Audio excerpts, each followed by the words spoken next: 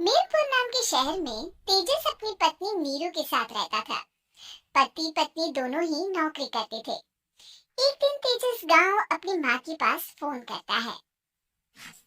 Hello, प्रणाम माँ। जीते रहो माँ। तुम दादी बनने वाली हो। अरे वाह, ठीक है बेटा, मैं कल ही आती हूँ। जब माँ जी शहर पहुंची तो बेटी बहू ने बहुत अच्छे से स्वागत किया। लीजिए माँ जी, चाय। अरे, गर्मा गर्म पकोड़े ले आओ माँ के लिए। नीरू रसोई में गई और 2 मिनट में ही पकोड़े ले आई। जी, ये लीजिए। बहू, जादू से बनाए हैं क्या? अभी तो रसोई में गई थी। यम्मी। माँ जी, शीला रसोई में पकोड़े तल रही है, मैं बस लेकर आई। हे भगवान, मेरा धर्म भ्रष्ट कर दिया तूने। अब तो गंगा जल से शुद्धिकरण करना होगा। दूसरे दिन, माँ जी, मैंने नाश्ता बना दिया है, ऑफिस जा रही हूँ। पर अभी तो घर का सारा काम पड़ा है। शीला आती ही होगी, झाड़ू पोछा बर्तन कपड़े वो सब कर लेगी। हमारे जमाने में घर का सारा काम हम ही करते थे।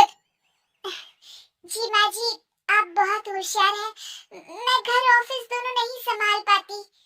तो जरूरत क्या है घर से बाहर जाकर चाकरी करने की? वैसे भी घर का काम खुद करने से घर में बरकत आती है, समझी? पर माँ जी।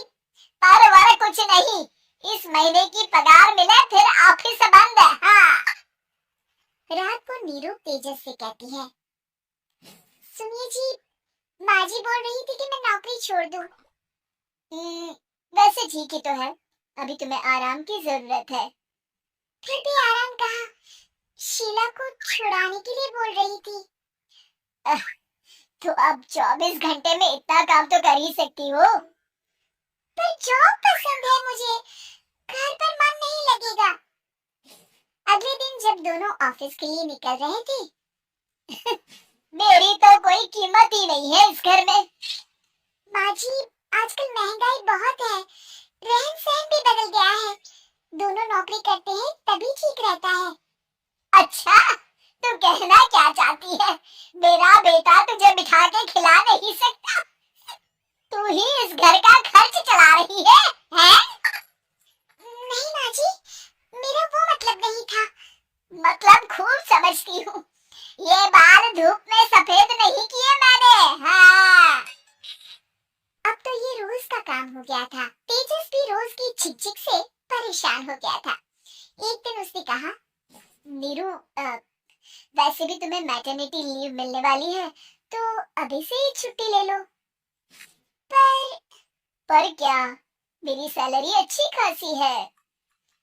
आखिर नीरू ने रिजाइन कर दिया।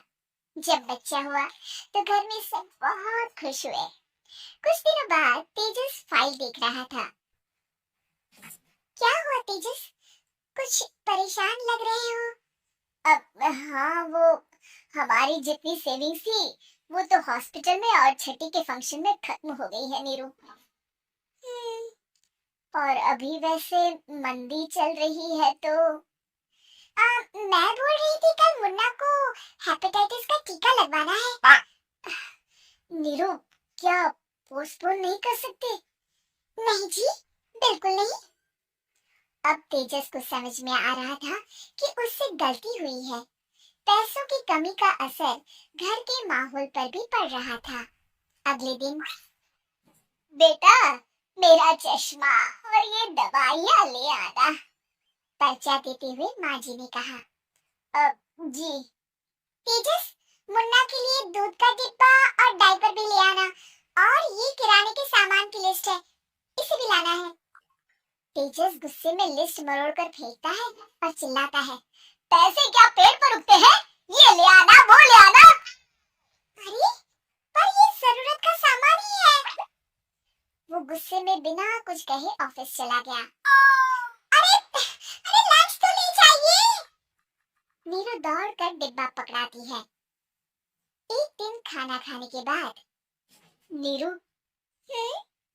अब तो मुन्ना कुछ बड़ा हो गया, तो अब तुम वापस ज्वाइन कर लो ना जॉब। पर इस रिसेशन में जॉब मिलना बहुत मुश्किल है। ट्राई तो करो। फिर मुन्ना, माँ जी है ना, और एक फुल टाइम मेड भी लगा लेंगे। पर माँ जी, उन्हें तो पसंद नहीं।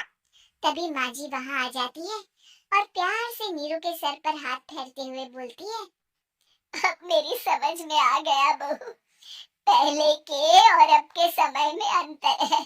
तुम काम शुरू करो, मुन्ना की जिम्मेदारी मेरी। मेरी प्यारी माँ जी, ये कहकर नीरू उनके गले लग गई।